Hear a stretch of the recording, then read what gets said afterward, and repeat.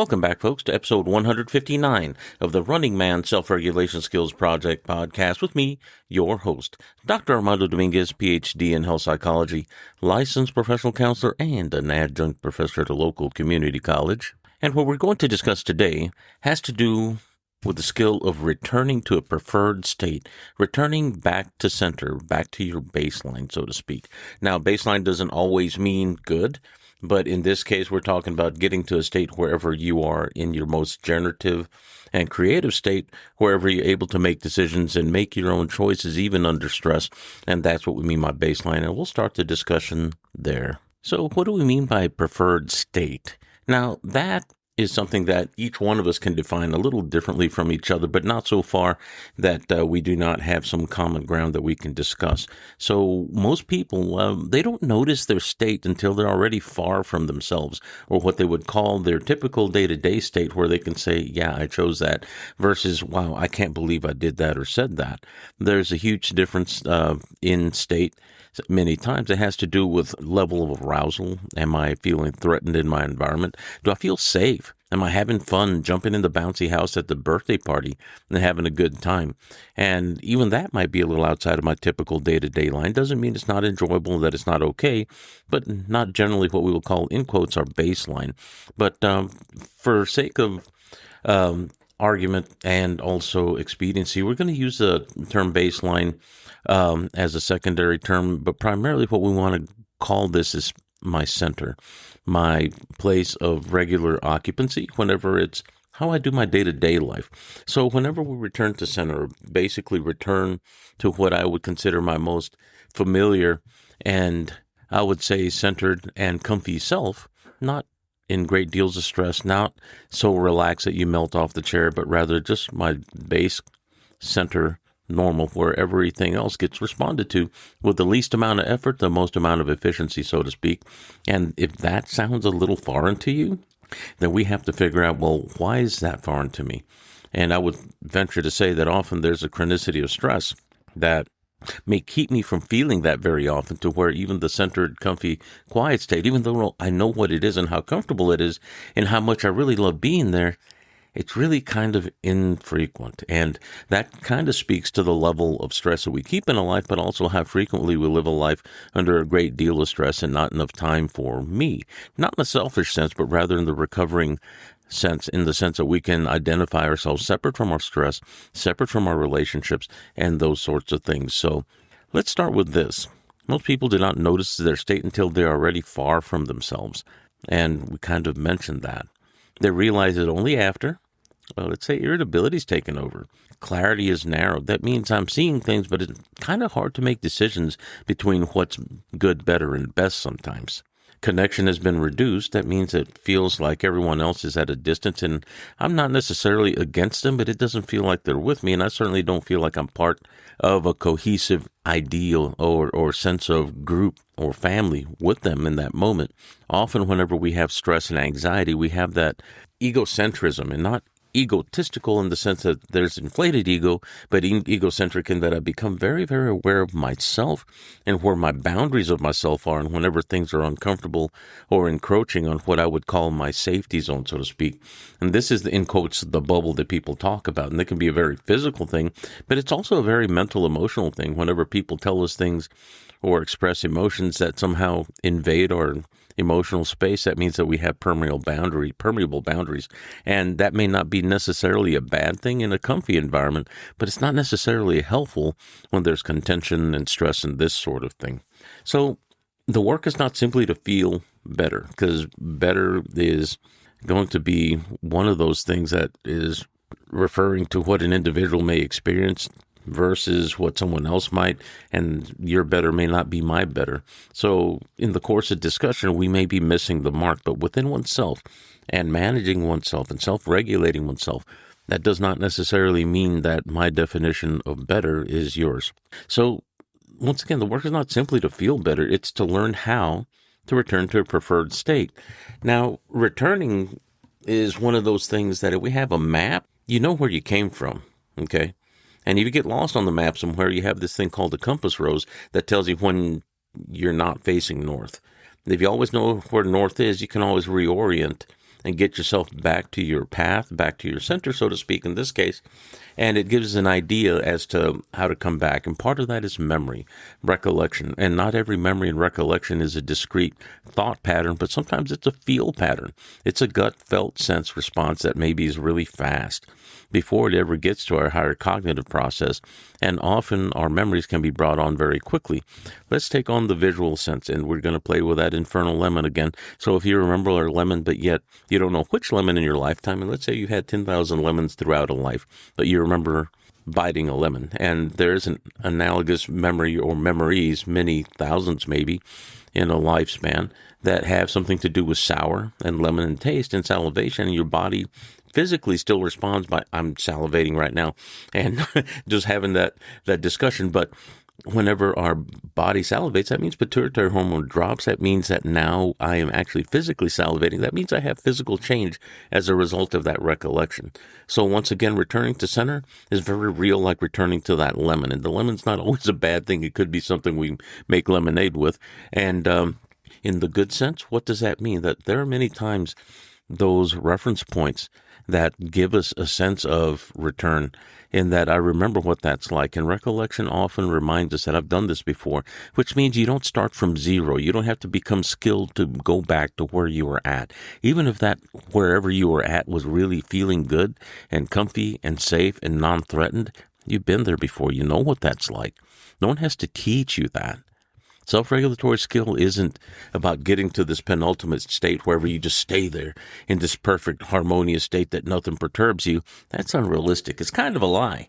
And even if you look at the extreme practitioners of what would be Buddhism, Taoism, even Christianity, they speak of the fact that, that's the illusion. There's the chop wood, carry water enlightenment, and there's back to chopping wood and carry water. The practical side of life still occurs.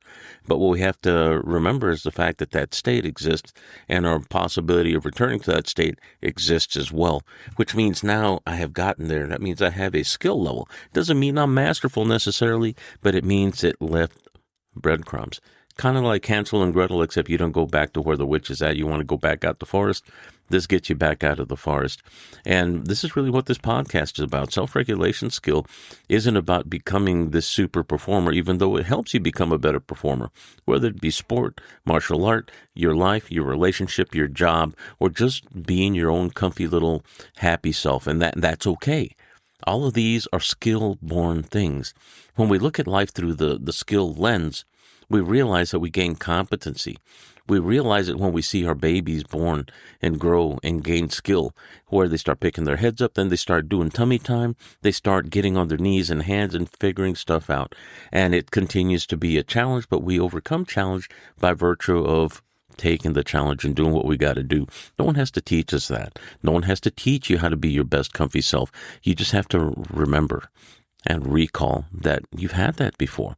Not every heinous, painful, traumatic thing is an obstacle to getting there. Now, the recollection of those things, if they're very fast and intense, that's going to leave some residue, and we have to overcome that. But this is what this podcast is about, too, being able to get past those things, not get over it. That invalidates the fact that you experienced something real, getting past and realizing that sometimes we have to live. Just like whenever we lose a loved one, whether it be to illness, death, injury, or just we have people that move in and out of our lives, and we always have a memory of them. The recollections are sometimes fun.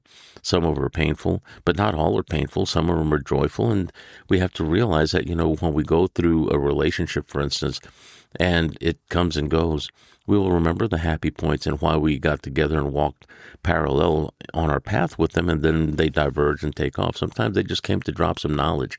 I've had that experience whenever I was looking at the teachers in my life that shaped me in my formative adult years to become a better man, but also become a better parent, become a better martial artist, just to become a better person generally. And not all of them stayed very long, but they left an indelible impression of knowledge, useful information that helped me become a better person and motivate me to motivate myself to continue to enhance and better myself. I haven't gotten to this sterling point yet, wherever I'm like walking on water yet, which I think would be kind of cool. But what we have to look at is that we are gaining skill as human beings, being more skillful at what it is that is called being myself. And that might sound all woo-woo and whatever. It's not. It's a matter of being able to be more skillful at being yourself and being honest and authentic when you arrive, and being honest and authentic with yourself when you leave a situation or an experience. And that's really what we're shooting for. The next thing, what a preferred state means. Preferred state is not perfection. It is the condition in which you function best. And I kind of mentioned that earlier, and that's really kind of a cool idea. It doesn't mean whenever you function perfectly, it's whenever you function best. What does that mean? It may feel like being calm, being alert. Could be just that sense of groundedness, but being responsive to what's going on in a creative sense, where you don't get stuck in a certain set of responses where it's automatic, where it's no longer thinking, but rather it's reactivity, and you may not be sensitive to the changes required or maybe the nuance of the moment. Being present, but not overloaded. Being there, but not being overloaded in the sense that you're figuring stuff out, having to do so many things that you may be physically there, but you're not authentically fully present in that sense. And that really occurs a lot when you deal with children and have family that you're trying to raise. And chaos happens in a home. It doesn't always have to be painful chaos, but sometimes things aren't particularly orderly, and things start to become ordered over time. But part of that is how we grow whenever we're learning how to become parents, for instance, and whenever we're being parented. And not every parent comes with a book that teaches you every answer to every question, because that's not how human works. This is the state where perception is clearer and behavior is more aligned. Aligned with what? What are your values? What are your principles that you teach your kiddos, or that you live your life by if you don't have kiddos? What are the things that you value? Do you value human life? Do you value yourself over others? Do you value the input of other people during certain situations, but not all? Do you value other people's opinions of you more so than your own? Those are some big questions, but things to question yourself about to determine, well, where do my values lay, and what are those? And it's okay to ask that. Your value is in providing your opinion out in the marketplace, so to speak, and also your thoughts and your values whenever it's necessary. But your value as a human being is bringing the unique expression that is you, because you may have something or say something that may shape somebody's life or send somebody on the trajectory of greatness. You never know. We play some very important roles in lives, and we don't know the role that we play in someone else's life, even if it's just as a transient passing exchange. And I'd much rather have it be a polite one if we could. But it doesn't always happen that way. But things that we have to pay attention to, of course. The next thing, most people live in accidental states. What the heck does that mean? Well, accidental doesn't mean I chose that. Sometimes things happen serendipitously, and that we bump into people, things, and occurrences that make us respond a certain way. And sometimes we're shaped by our experiences and people's opinions. But often, if you're, let's say, talking about an interaction wherever you're out in public, and somebody is yelling at the top of their lungs, not because they're in pain, but because they're angry or something else, that can actually cause your body to respond a certain way. You're responding to the nervous system, responding to the stresses of their environment. And often our state of arousal goes up because our programs are there to protect us, and they happen very quickly before we ever get to the point of thinking. And we have to remember this too. So without awareness, state becomes accidental. That means you didn't choose this. Even if you're going into a tense situation, you can still choose the state you're going to be in, where we're just a little at a distance in third-person awareness, observing as we move in, and we can move in carefully if you're not sure, and there's a huge amount of novelty, a lot of new stuff happening, or a lot of unknown, a lot of stuff that can shape itself into something that could be threatening, and it may not be, but you don't know.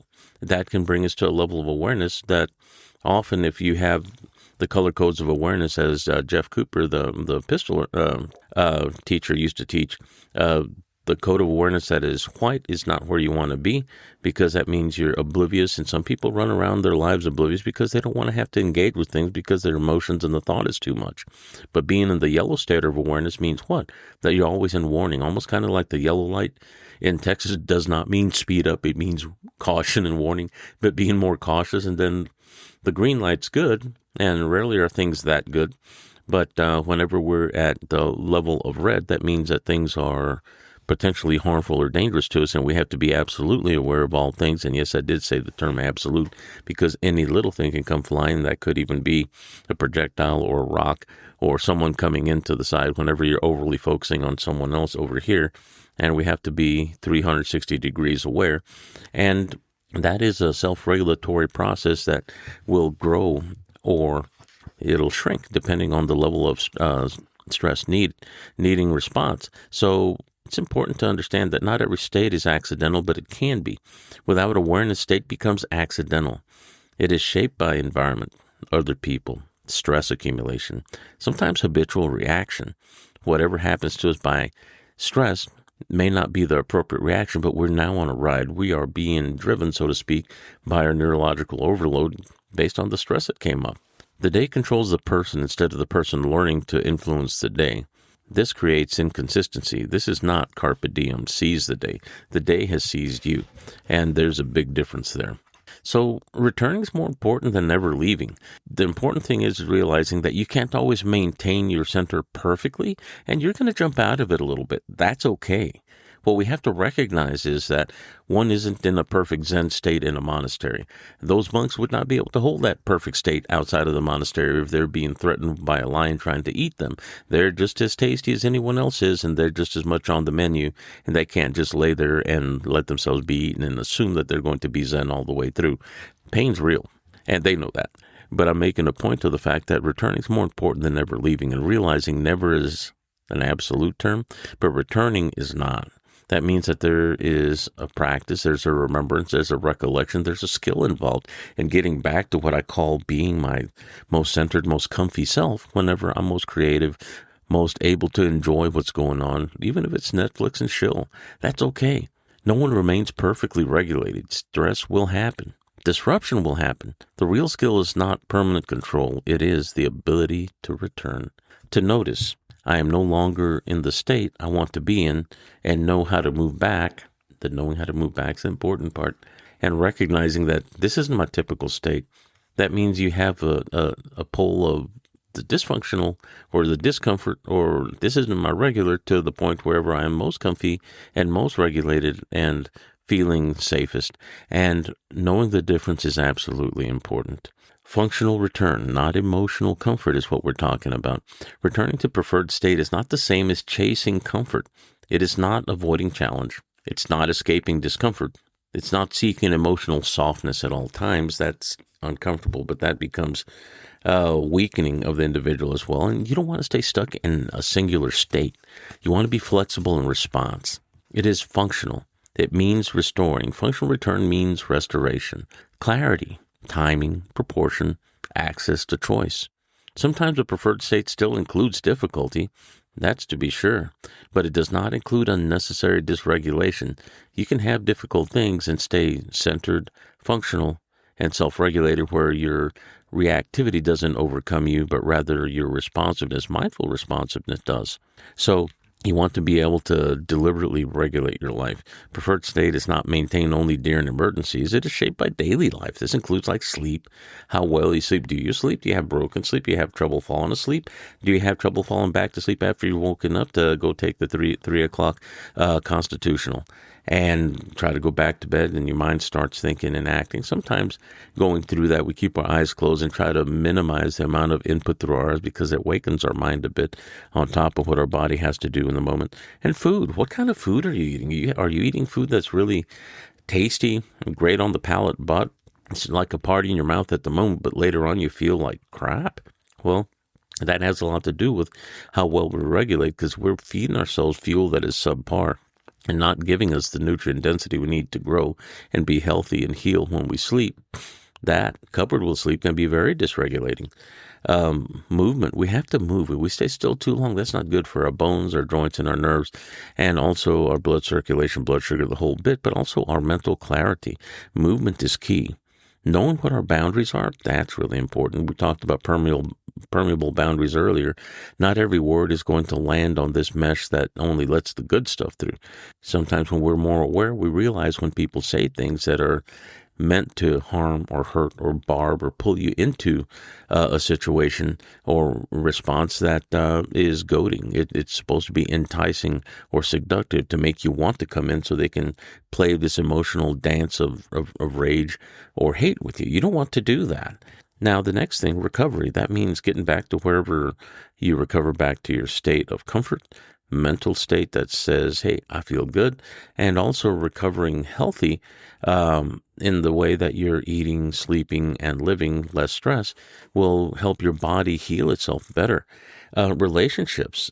This includes deliberate regulation of relationships where you have healthy boundaries, where you have healthy time to listen, where you have healthy alone time, and know that the relationship's not going to fall apart because you're not within ears reach, or even eyes reach for that matter, or even arms reach.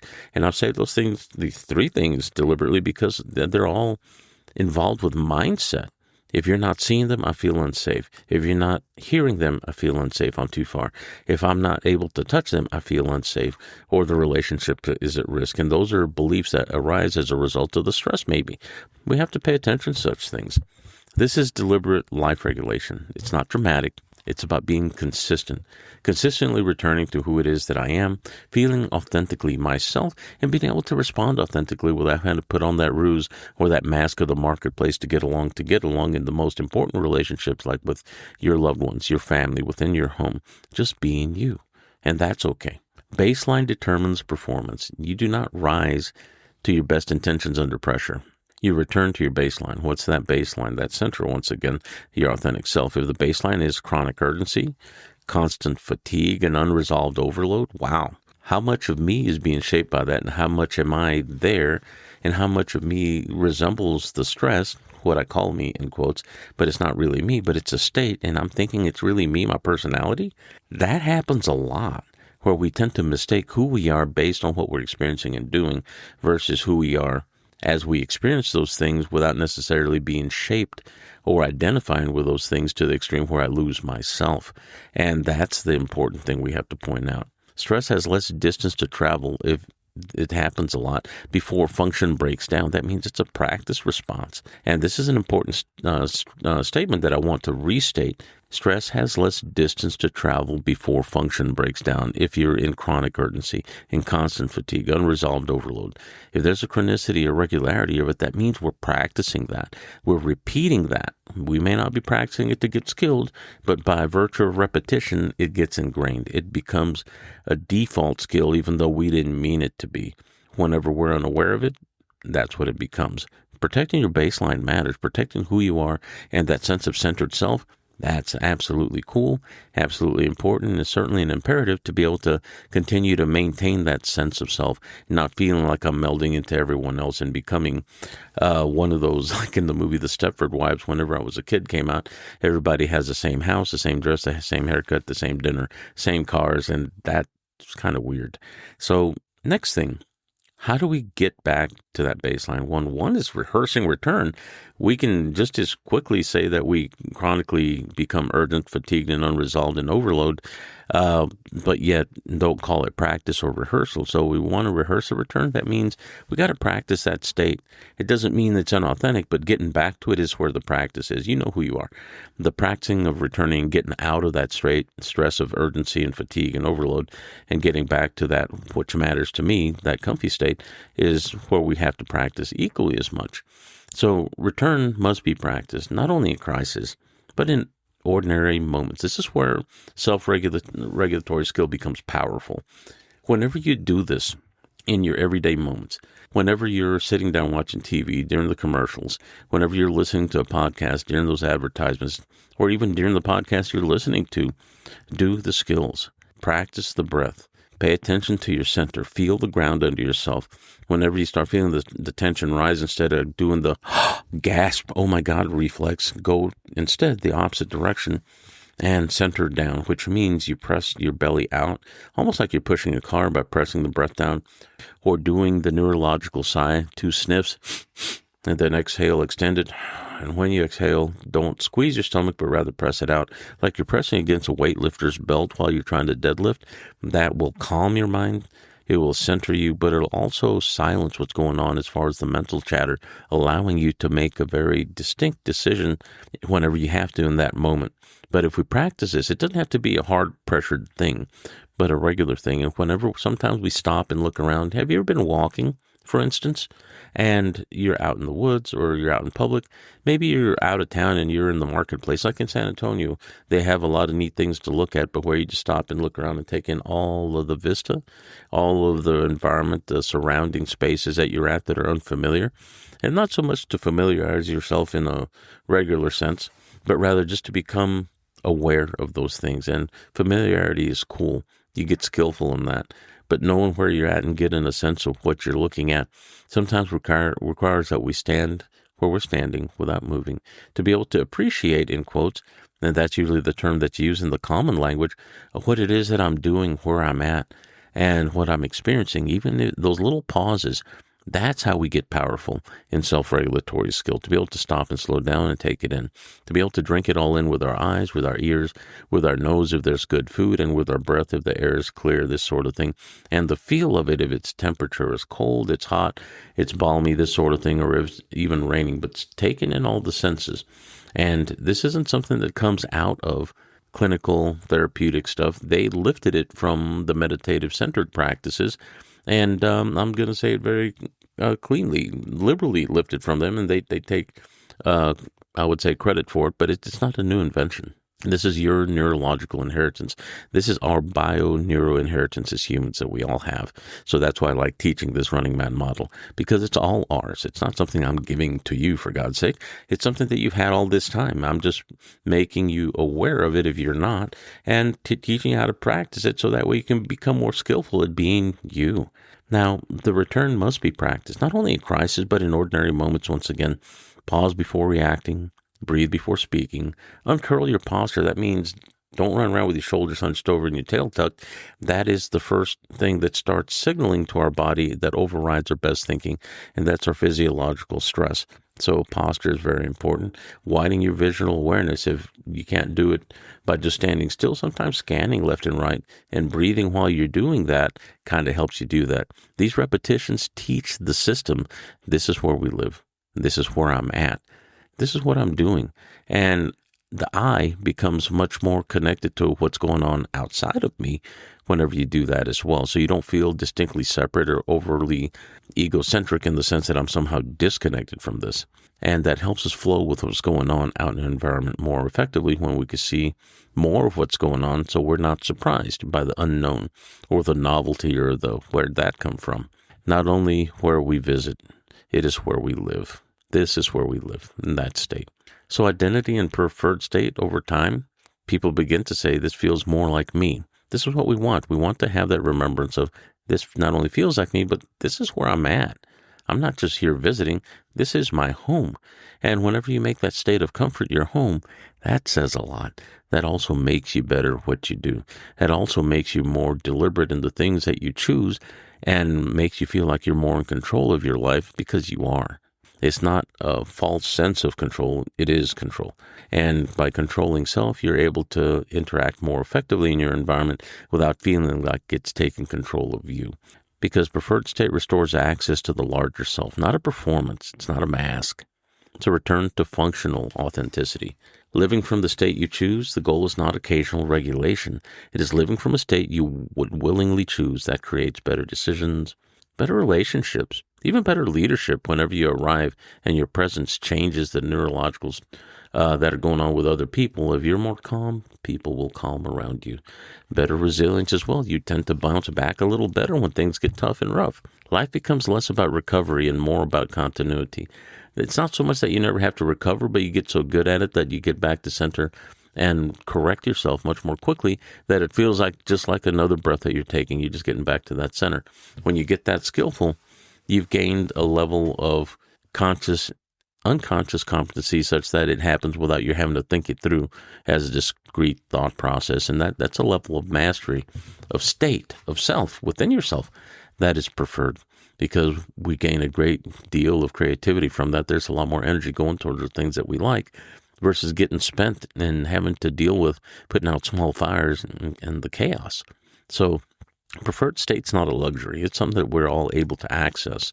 It is the foundation of how you think, relate, and act. But on top of that, without awareness, state becomes accidental. With practice, it becomes intentional. I choose this. You do not need perfect calm. You need reliable return, because the quality of your life is deeply shaped by the state you live from most often. That's called practice. Choose that state carefully and learn how to come back to it. Come back to it, come back to yourself, be yourself. But on top of that, whenever we have more authenticity, we can actually generate more courage in dealing with unknowns, even the difficult ones. And we have more flexibility in response, which is what we want. The more flexible you are, the less apt you are to get concrete in not only your thinking, but your beliefs. And those things can put you in a dangerous, precarious situation where the sense of urgency makes us feel like we have to jump now. And there's nothing that says you have to. Sometimes we read the situation more effectively when we can move from center. That is the goal, moving from our most authentic self, center, and that is the best that we can do moment to moment, day to day, and we'll gain a whole lot of quality of life in greater quantities by doing so. And I want to tell you thank you for listening to this podcast and listen to me this Sunday afternoon. I'm running a little late. I slept in a little bit, but I'm feeling good today. And I want to tell you thank you for the opportunity to speak with you and the time you share with me as well. And if you get a chance, hey, go to YouTube and patronize my YouTube channel. For some reason, they won't let me go up past 17 subscribers, and they're not pushing this podcast out there. But I am on Spotify and iTunes, as well as Amazon Music and all other platforms that you can find your podcast, and that is cool.